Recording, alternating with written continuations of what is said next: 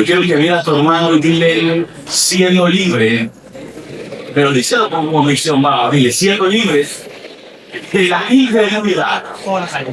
Repítelo, dile, hoy vas a ser libre de la incredulidad. Te dice, evangelista, ¿cómo así si los cristianos los quieren?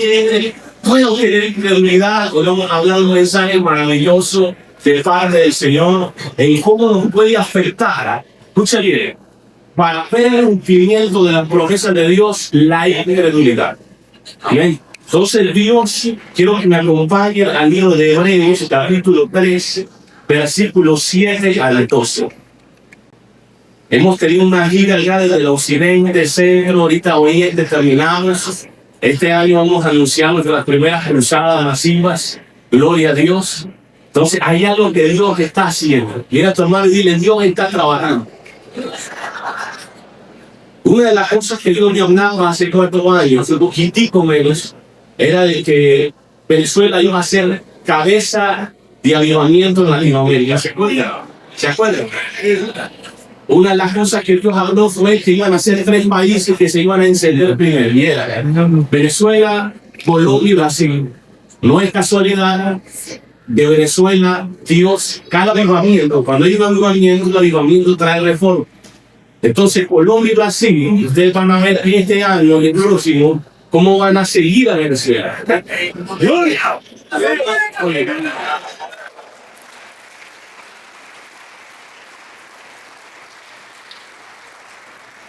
Y antes de empezar, había algo que el Espíritu Santo me hablaba.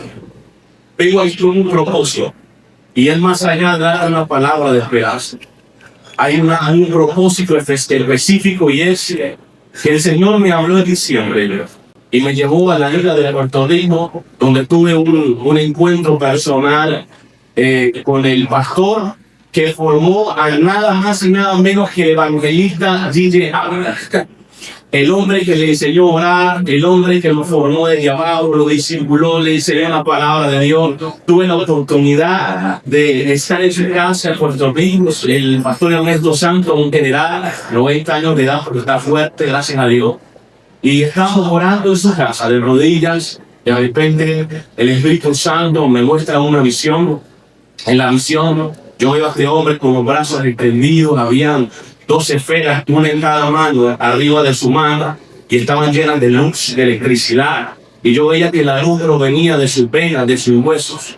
No sé si algunos de ustedes se acuerdan que hay una historia del profeta Eliseo, que cuando él muere y entierra sus huesos, ponen a un muerto arriba de los huesos de Eliseo y el muerto resucita. Bueno, la oración está en nuestros huesos. Entonces, cuando yo vi cómo aquellos huesos y venas estaban transmitiendo aquella luz, aquella electricidad, en medio de los 2 brazos vi una mesa de 3 patas. En ese momento le dije a Dios, ¿qué es esto? Y Dios me dijo, mira la mesa, ¿qué es esto? Te traje a Puerto Rico para darte la 4ª pata de la mesa que te hace falta. Y dije, Dios mío, ¿qué es esto? Y me dijo, hoy vas a recibir la unción de la oración. Y dije dentro de mí, la unción de la oración, todo estaba cerrado, no quería hablar, no quería que le escuchara, ni que nadie le escuchara. Entonces me dijo el Espíritu Santo, sí, di a él que hoy impacta sobre tu vida la unción de la oración. Cuando estábamos nosotros orando, voy a ser muy preciso, él empezó a ponerse su mano izquierda sobre el momento de la oración, minutos después de que Dios me revela esto. Y él empieza a gemir de adentro y dice, Padre mío, Dios mío, así como le dije el cerebro, le dije la unción para la predicación, dale la unción para la oración. Ve, a mí se me grifaron, ve lo que estaba diciendo que este hombre repitió 3 veces la misma frase. Y dijo, Dios mío, como le ha dado la unción de la predicación, dale la unción de la oración. Vas a llevar este mensaje a las naciones donde vayas. Que Dios me dijo que era necesario. Cuando nos pusimos de pie, entonces Él ora sobre mi vida, impacta sobre mi vida. Y cuando vaya partiendo, dice, deleítate en Jehová y Él concederá las peticiones de tu corazón. Y Él me decía, deleítate en Jehová, no tiene nada que ver con alegría. Deleítate significa disfruta de forma continua El Jehová representa adentro de Jehová, que hay adentro de Dios. Adentro de Dios está la eternidad. Él carga la eternidad por dentro. Él es dueño de la eternidad. Por eso se le llama el eterno. Entonces, cuando dice disfruta adentro de Jehová, y entonces Él concederá las bendiciones del corazón. La clave en que veas el cumplimiento del propósito divino de Dios en tu vida no radica en que solo invites a Dios a orar en ti, sino que tú creas de que Él también y tú puedas ser uno solo, donde Él te ingierte y te tome del espacio de la materia y te ingierte adentro de su eternidad para que Él hable contigo y entonces pueda revelarte sus asuntos hacia el futuro. Dios, entonces, ¿qué es oración? Oración es cuando el hombre habla con Dios. Diga conmigo con la mano levantada derecha. Oración es cuando el hombre habla con Dios. Y digan conmigo, avivamiento es cuando Dios habla con el hombre. Entonces, ¿qué busca la iglesia? No es solamente hablar de Dios, es que Dios nos habla a nosotros.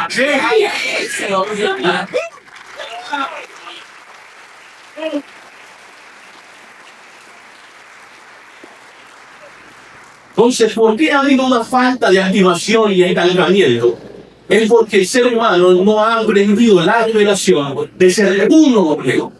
Hoy, cuando salga de este lugar, vas a salir lleno del Espíritu Santo, vas a salir con el espíritu de la oración que habla Zacarías 12:10, que dice: el Padre, oiga bien, derramará sobre la descendencia de la casa de David el espíritu de gracia y el espíritu de oración. Esa visión de la oración que Dios le hablaba era del espíritu de la oración. Ahora venía aquí.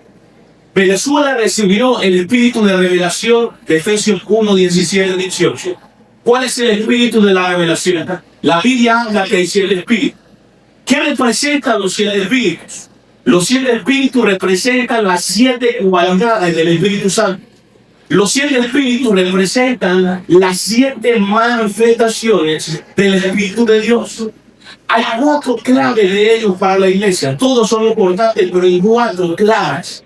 El espíritu de revelación es cuando pasa el diseño de Abraham, que por fe, Abraham dice que recibió una promesa al tanto de dejar la tierra de su padre a la tierra que no conocía, cuyo arquitecto era Dios.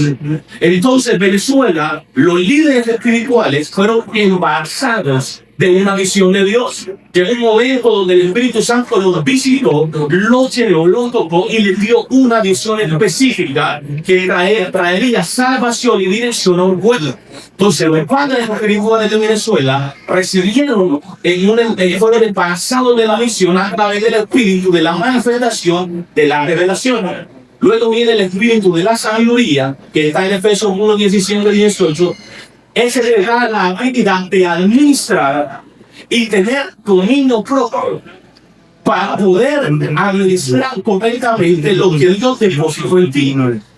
Entonces, desde el inicio, Dios dijo: hágase la luz, y la luz fue esa. Eso fue Génesis 1:3. Fue la primera creación. ¿Cuál fue esa luz? Esa luz fue el horno. Entonces, como Dios nos hizo a su imagen y semejanza, por eso es que una madre, antes de dar a luz al hijo, lo caga por dentro, lo espera por dentro. Dios tenía el nombre ya creado adentro de él y lo cagaba adentro de él.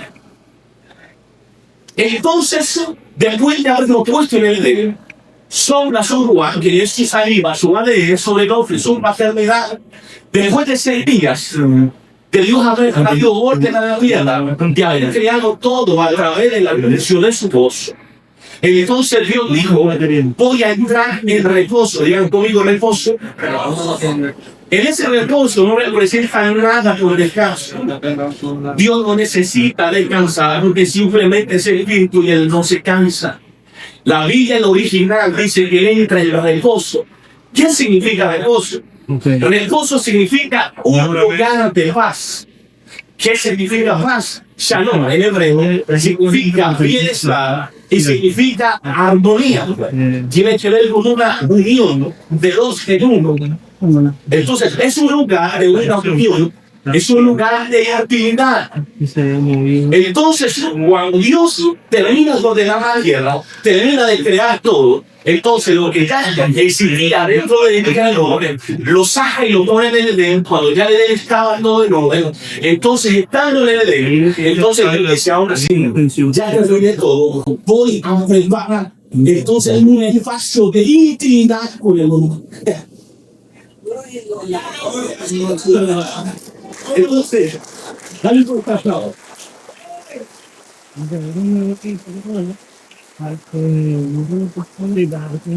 Dios le decía, 2026, ese año, yo de yo, me voy a revelar, que voy a ver a la iglesia.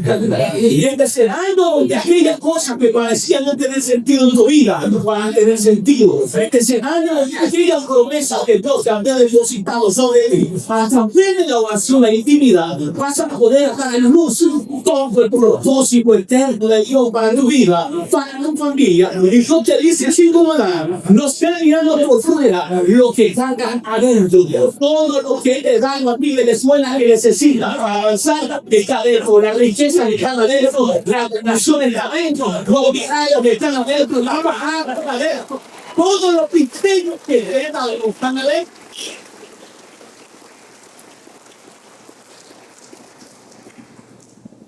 Entonces, número 3 viene el espíritu de la oración. Diga conmigo, espíritu de oración. Ese es el diseño de Sara. La Biblia dice que por fe Sara, siendo estéril, dio a luz. Entonces hay gente que se le revela el propósito y hay gente que puede concebir el propósito.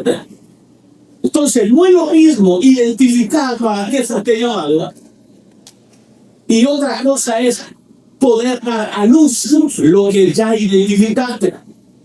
Yo vine con el propósito de esta vida, de decirle a la iglesia de Venezuela, este es el tiempo, inicio del 2026, empieces a dar a luz el propósito de Dios en la tierra. Este es el tiempo en que des a luz el llamado por el cual Jehová Dios te creó. Este es el tiempo en que des a luz el propósito eterno de tu vida. Pueblo no haya. Entonces, ¿qué hace el espíritu de la oración? El espíritu de la oración activa el espíritu de gracia que está en Zacarías 12:10. ¿Cuál es el espíritu de gracia? El espíritu de gracia es conocido en Isaías 12:2 y Apocalipsis como el espíritu del Señor. Repito, estas son cualidades del Espíritu Santo. En la Biblia son relatadas como espíritus, pero son cualidades del Espíritu Santo.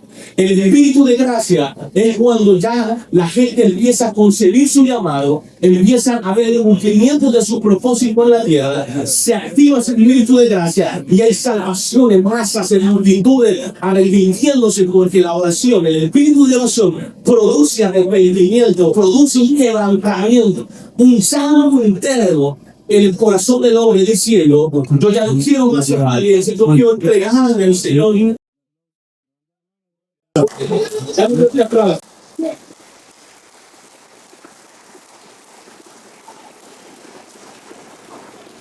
Entonces Dios me decía, dile a la iglesia de Venezuela que yo solamente la resistí a mi medio para embarazarla. Ya no solamente quiero visitar con sabiduría para administrar bien lo que le di, quiero que ellos sigan el propósito de Dios. Y empecé a ver iglesias de miles y miles de almas salvándose en casa. Ese es el propósito eterno. Entonces van a salir de este lugar con el espíritu de la oración. Mira, y dile, va a salir de este lugar. Dile, va a salir de este lugar con el espíritu de oración. Y dile, por favor, con convicción, por favor, dile, cuando salga de este lugar, no vas a ahogar igual. Tu vida va a ser transformada. Yo le pregunto aquí, ¿cuántos casados hay aquí? Levante la mano. Levante la mano. Ahora le voy a hablar a la mujer. ¿Cómo usted se sentiría que su esposo se levante y diga, 6 de la mañana, vamos a tener intimidad? ¿Por qué? Porque no tenga ningún tipo de jacto en acercarse a ti, sino que dijo, son las esposas. Así es cristianos de la iglesia. Yo pasé años en la misma situación. 6 de la mañana, hecho vaya. El tiempo intimar con Dios. Y cuando quieres intimar con Dios y quieres obtener el oído de Dios para que Él te hable, no consiste en la disciplina para orar. Consiste en tu capacidad de disfrutar adentro de Jehová.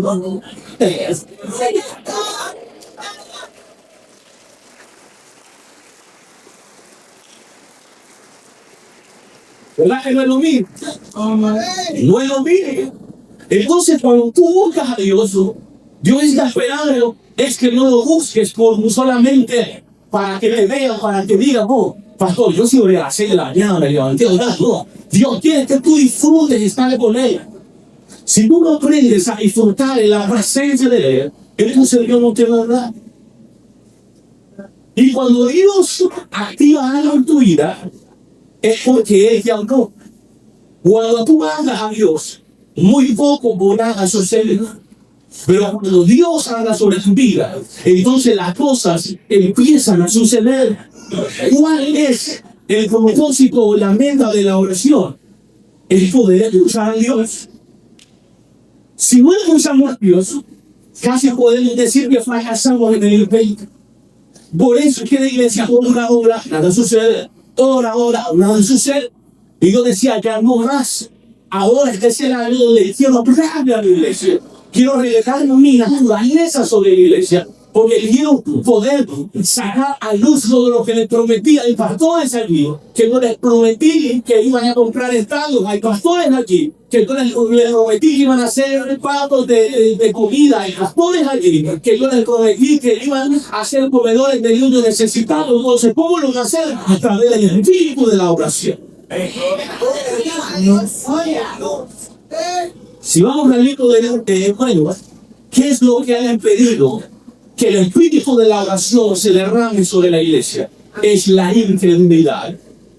Hebreos 3, 7 al 12 dice, por lo cual, como dice el Espíritu Santo, que dice, si oyeres hoy su voz, no endurezcáis vuestros corazones como en la provocación, en el día de la tentación en el desierto, donde me tentaron vuestros padres, me probaron y vieron mis obras 40 años. A causa de lo cual me disgusté contra esa generación y dije, siempre andan vagando en su corazón y no han conocido mis caminos. Por tanto, juré en mi ira, no entrarán en mi reposo. La palabra reposo.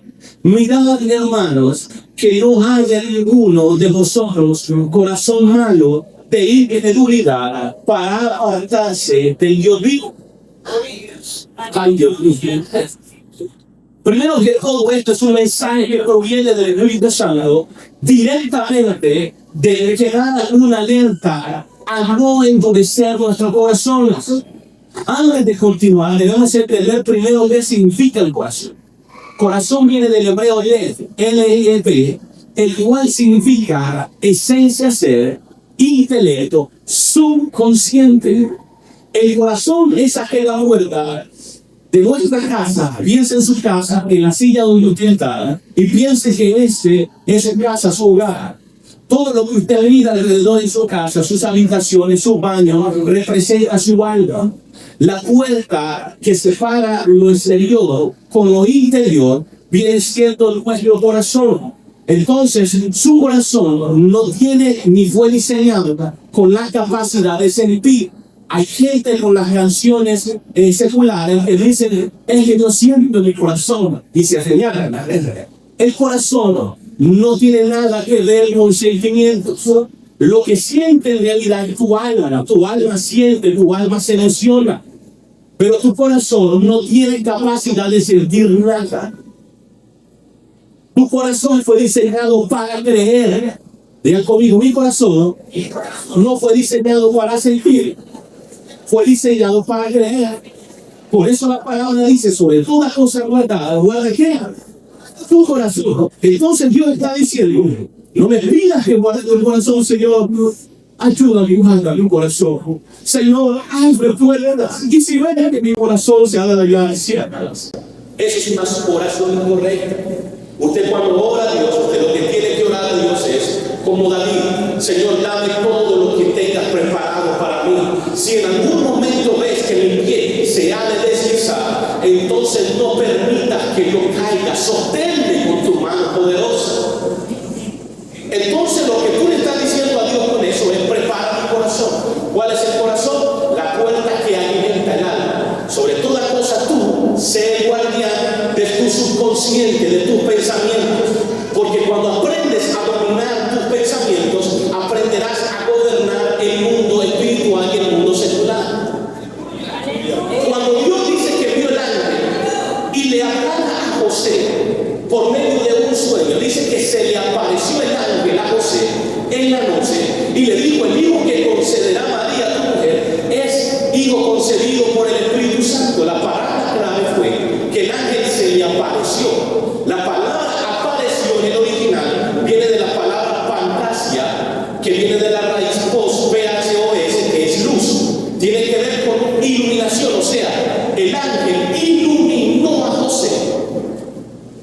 Esa misma raíz de aparecer, de iluminar, viene con la palabra corazón, que tiene que ver con subconsciente. O sea, cada vez que Dios trae un mensaje a tu vida, un sueño a tu vida, Dios te habla en directo al corazón. Y Dios espera que, como tú eres guardián de tus pensamientos, puedas creer, tomar la decisión de creer en lo que Dios te está hablando. Y dependiendo de esa intimidad con Dios, va a hacer que se vuelva una realidad, o que Dios simplemente diga: ¿sabes qué? Por causa de tu incredulidad, no te voy a cumplir. Voy a visitar tu generación a ver quién en tu generación va a decir: yo sí creo, Señor, y se van a rendir para yo cumplirlos.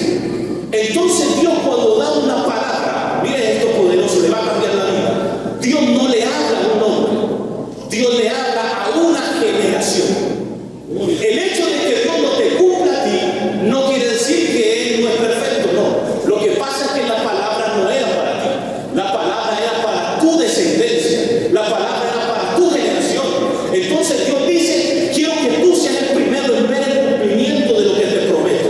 Pero si no crees, entonces no te voy a cumplir. Y voy a visitar a tu hijo a ver si cree. Y si tu hijo no cree, voy a visitar a tu nieto a ver si cree. Y si tu nieto no cree, voy a visitar hasta que alguien diga: sí, Señor, yo estoy dispuesto a creer.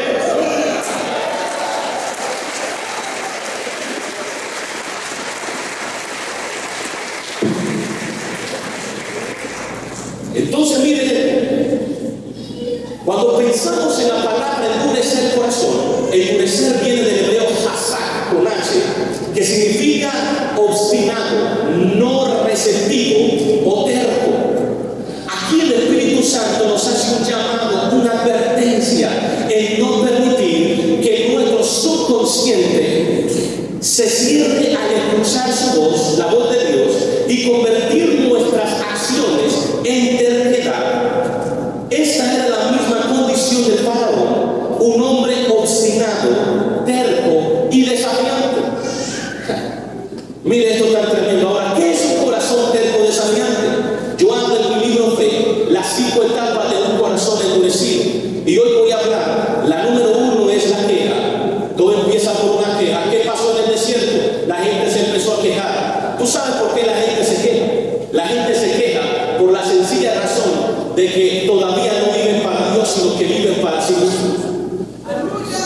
Cuando tú te quejas de las circunstancias, es porque tú le estás diciendo a Dios: hay una meta que yo tenía, hay algo que yo tenía trazado en mi mente y no se está cumpliendo. Entonces me empiezo a quejar. Esa queja te lleva a frustrar.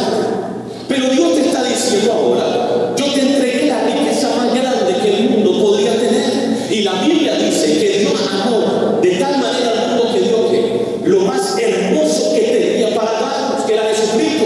Entonces, si tú ya tienes a Jesucristo, Dios te está diciendo: tú tienes todo lo que necesitas para ser feliz. Todo lo demás son añadiduras.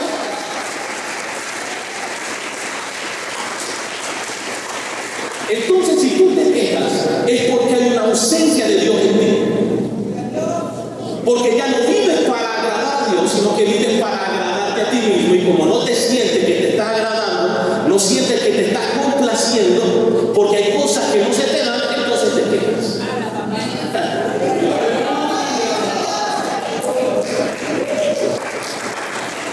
¿Cuántos aquí no nos vamos a quejar? Entonces viene la segunda, que es la frustración. La tercera es amargura. La cuarta es la murmuración. Y la quinta es la rebelión. Pero voy a hablar de la rebelión. Es el estilo de vida del obstinado, el desobedecer. Es ir en contra de las reglas o leyes. El rebelde es una persona que es impulsada por pura necedad e indisciplina, camuflada como libertad. Es una búsqueda continua de independencia de Dios, pero termina no solo alejando a la persona del Señor, sino haciendo que se destruya su alma y a sí mismo. Cuando las personas caen en el estado de rebelión, el diablo logra hacerles creer que son víctimas. Mire esto: cuando esto sucede, empiezan a vivir como un esclavo de aquellas cosas que no pudieron cambiar. Aquellas personas se victimizan por causa del proceso. ¿Cuál proceso? El desierto, la adversidad, los problemas de la vida. Cuando una persona está en rebelión, se victimiza a sí mismo y dice: no, es que, ¿sabe qué, hermano? Dice una mujer o un hombre: yo pequé porque mi marido no me mira. Aquel otro dice: yo pequé porque mi mujer no me mira.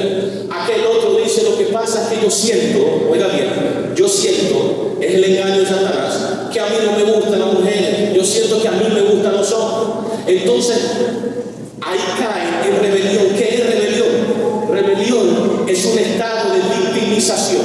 Es una persona que en vez de arrepentirse como David, busca siempre justificar sus fracasos y sus errores.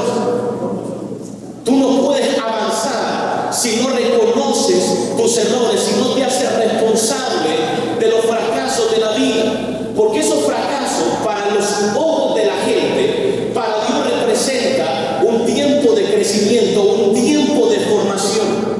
Por eso Josué, antes de llegar a la tierra prometida, Dios lo cruza por el Jordán. Jesús, antes de empezar a hacer milagros, antes de empezar a predicar, entonces, y a liberar endemoniados, sanar enfermos, Dios también lo es cruzado por el Jordán para bautizarse en él. ¿Qué es el Jordán? El Jordán representa en hebreo muerte. Jordán es el lugar, el punto geográfico más bajo del planeta Tierra. Entonces Dios le dice a Josué: mira, antes de que llegues a la tierra prometida, me vas a cruzar por el Jordán. ¿Cuál es el propósito de Dios en hacernos cruzar por la adversidad, en hacernos cruzar por los problemas, en hacernos cruzar por la sequía? La finanza no está bien, la salud no está bien, hay hijos en rebeldía, esto está pasando. Esos son desiertos. Y en la vida hay diferentes tipos de desiertos en diferentes momentos. Entonces Dios, el propósito del desierto no es que te victimices. ¡Ay, qué difícil! No, el propósito es que encontrar en tu corazón, la subconsciente, gratitud. Entonces tu alma siente dolor, tu alma siente como una especie de rechazo, tu alma siente una especie de abandono. ¿Será que Dios está conmigo? ¿Será que Dios sí me va a cumplir? Entonces tu corazón, que tu subconsciente, que tú la controlas, tú le dices a tu alma y a tu ser: voy a ser grato, voy a ser agradecido, Jehová no me va a cumplir, lo que Dios ha dicho va a hacer. Entonces le ordenas a tu mente lo que decía el apóstol Pablo en una guerra continua, llevando mis pensamientos cautivos a la obediencia de Cristo Jesús. Tú le dices a tu alma, como David: bendice alma mía a Jehová y no olvides ninguno de sus beneficios. ¿Por qué Dios dio y ungió a David? Porque David era conforme a su corazón. No tiene nada que ver que David sentía como Dios sentía. Tenía que ver que David era un hombre que sabía dominar sus pensamientos.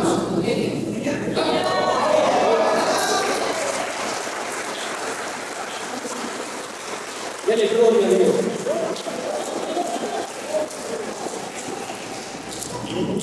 Entonces hay personas que caen en el engaño de Satanás diciendo: es que no merezco lo malo, soy un hijo del Rey de Reyes, yo no merezco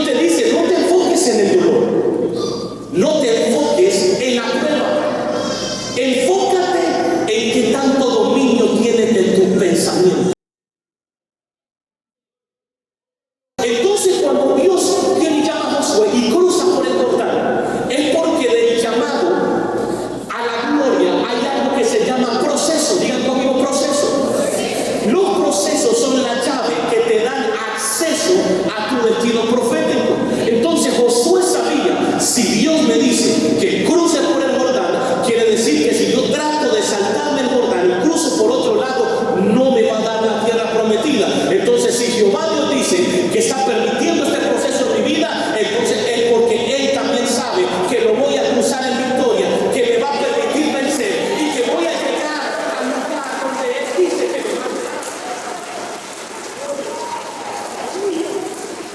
¿Y por qué te cruzas por el Jordán? Porque Dios, para llevarte a la gloria, no te quiere vivo, te quiere muerto, señores.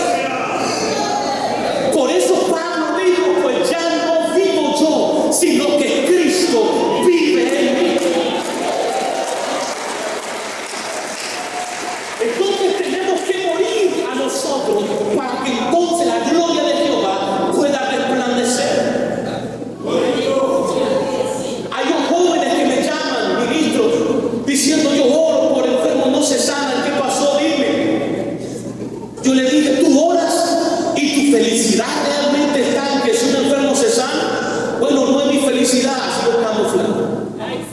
Pero tú viniste a mí a decirme que veo frustrado porque los enfermos no se sanan. Y me estás preguntando que cómo se sana. Quiere decir que hay frustración en tu corazón. Y me digo, bueno, sí. Bueno, ese es el problema. Que te has enamorado del llamado y no del proceso. Ay, tú quieres que Dios te use para que la gente vea que Dios te usa y no porque amas a Dios. Y del llamado a la gloria hay un proceso. Y tienes que aprender a enamorarte de los procesos de Dios y disfrutar estar adentro de Jehová en intimidad. Por más difícil que sean las circunstancias, tú aprendes a ser feliz, a ser agradecido, porque tu felicidad, tu gozo no depende de las circunstancias, depende de que Cristo es tu riqueza y gloria. Él es tu esperanza, Él es tu gloria, Él es todo lo que necesitas para seguir avanzando. El pastor más rico del mundo en Nigeria, que está terminando de construir el templo más grande del mundo, 133,000 personas, dijo eso. Oiga bien, el más rico del mundo dijo, no oren por dinero.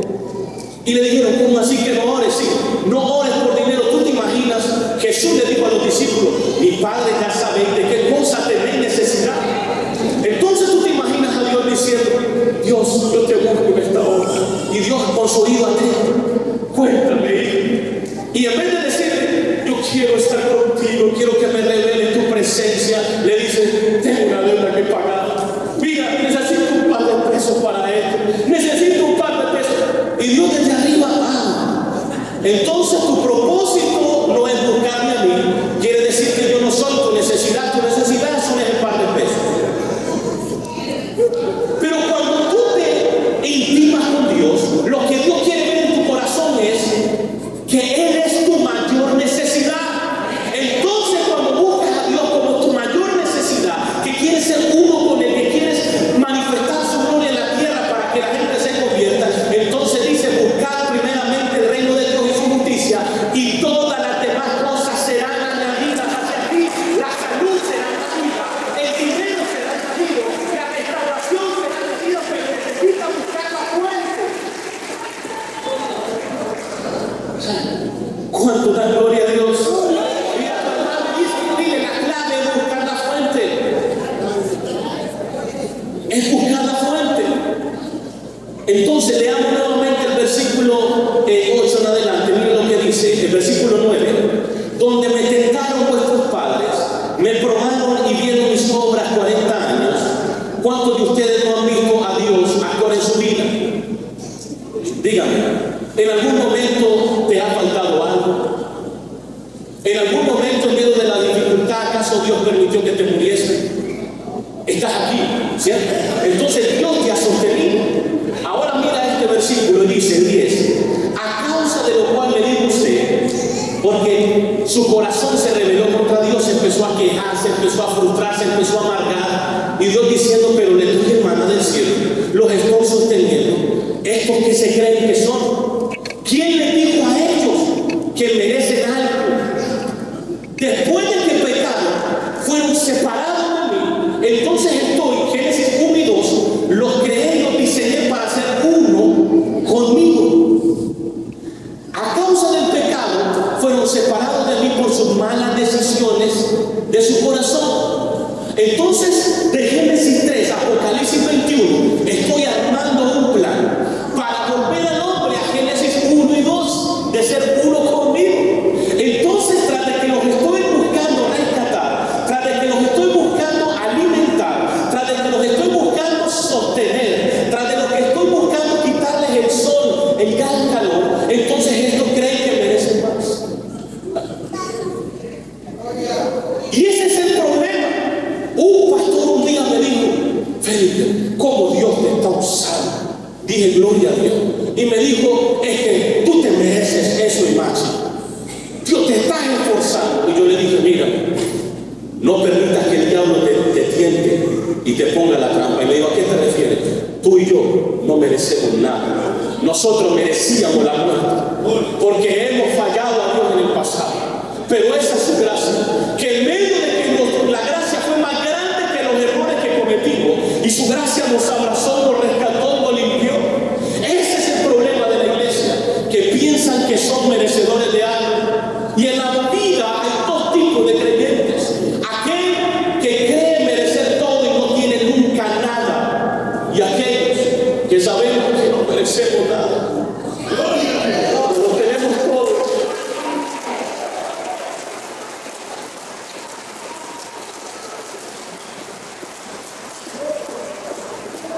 Cada vez miro atrás y digo: Dios, no sé cuánto. Yo realmente no merezco nada. Y esa es la gracia, señores. No te frustres porque no tienes algo que nunca has merecido. Si te lo da, gloria a Dios. Y si no te lo quiere dar todavía, gloria a Dios.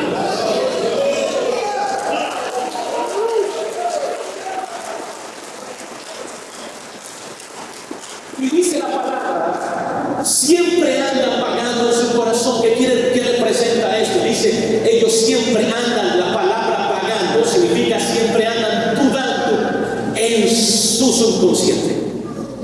¿Por qué Dios se airó? Porque el pueblo se quejaba, se frustraba, se amargaba, murmuraba y se rebelaba. ¿Cómo se rebelaba?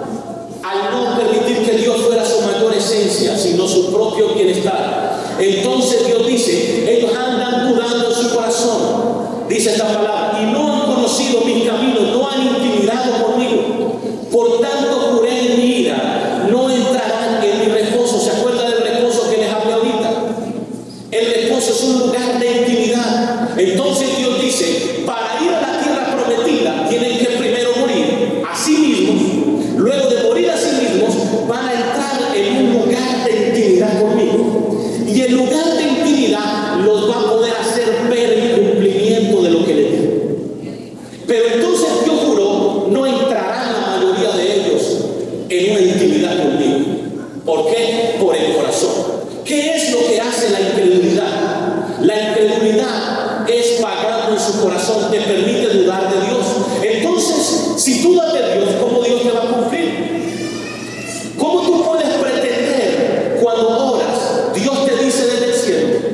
¿Cómo puedes pretender de que yo dirija tu vida si dudas en mi capacidad de cumplirte lo que te prometí? ¿Por qué la gente se queja? Porque están dudando. ¿Será que lo que Dios me dijo sí se va a cumplir? Entonces, ¿cuál es la raíz del pecado, señores? Dice: he encontrado en vosotros un corazón malo de incredulidad. ¿Qué es lo que hace al hombre pecar? Lo que hace al hombre pecar no es la carne, señores. La religión nos metió eso en la cabeza, eso barato. La carne, cuando estás en la carne, es porque estás separado de Dios. Viene algo que te lleva a la carne, que te lleva a pecar, y se llama incredulidad. ¿Por qué una mujer se prostituye? Porque sencillamente no es la carne, no es el placer. Se prostituye porque ella duda en su corazón que Dios le puede proveer lo necesario. ¿Por qué un hombre le gusta a otro hombre? No es la carne, no es que yo siento, no. Es porque duda en su corazón que Dios lo creó y dice: no, para ser cabeza de un hogar, para que le guste la mujer. Entonces se crea adentro, pone por encima de lo que Dios ha dicho, lo que él siente en su alma. Y tú tienes que usar tu corazón, tu subconsciente, para gobernar tu alma y decirle: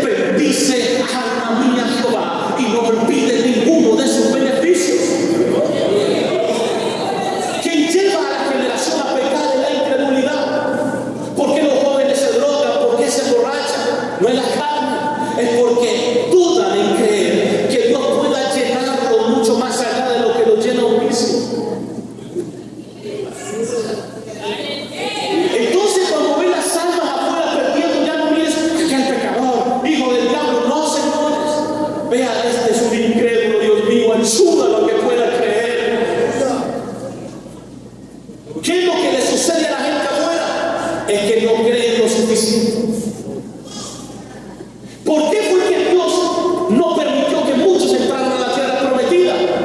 Digan conmigo, por la incredulidad.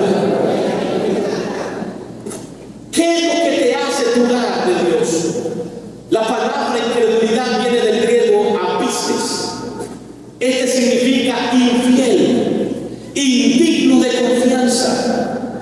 Dios nos advierte de no permitir que nuestro subconsciente corazón sea infiel al dudar de sus promesas. Mira, Hebreos 3:19 dice: y vemos que no pudieron entrar a causa de ¿qué? De la incredulidad. Repito, Hebreos 3:19. Y vemos que no pudieron entrar a causa de la incredulidad. Entonces, lo que te hace no ver el cumplimiento no son tus fracasos del pasado. No te estés culpando más por lo que ya pasó. Eso fue una etapa de formación. Dios dice que cuando Él te perdona, Él echa fuera tus pecados al fondo del mar para no acordarse nunca de ellos. Entonces no te estés descalificando cuando la gracia te califica. Todo lo que Dios está diciendo es: te he formado como Moisés. 80 años Dios formando a Moisés para que a última hora Moisés le diga: Señor, pero es que no sé hablar, pero es que me busco justificar. Oye, todos estos años que tienes de vida, Dios ha estado armando un plan para trabajar contigo, para usarte. ¿Tú crees que Dios te va a dejar a última instancia? No, Señor. Dios te dice: te tengo con vida porque quiero cumplir lo que te prometí. Si tan solo estás dispuesto a creer, si tan solo estás dispuesto a ya no dudar, sino confiar plenamente en mí, entonces voy a verte con tus ojos todas las promesas que te prometí. Dios quiere cumplirte todo, pero Dios te dice: ¿cuál es tu capacidad de creer? ¿Puedes creer?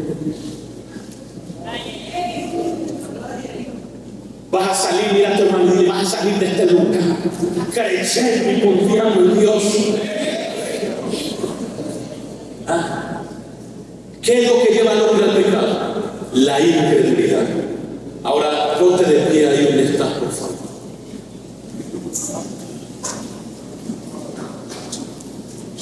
Mira esto que vas a decir. Levanta tu mano derecha y vas a decir esto. Dile: Dios no nos ama. No, usted dígalo con convicción. Yo nunca le voy a decir algo que no está en la Biblia. Diga: Dios no nos ama tal cual somos. Dios nos ama a pesar de lo que somos. Es muy diferente que yo te diga: Dios te ama tal cual eres. No, Dios no te ama tal cual eres, porque Dios te quiere transformar. Dios te ama a pesar de lo que eres. Entonces, porque a pesar de lo que somos, Dios no nos abandona.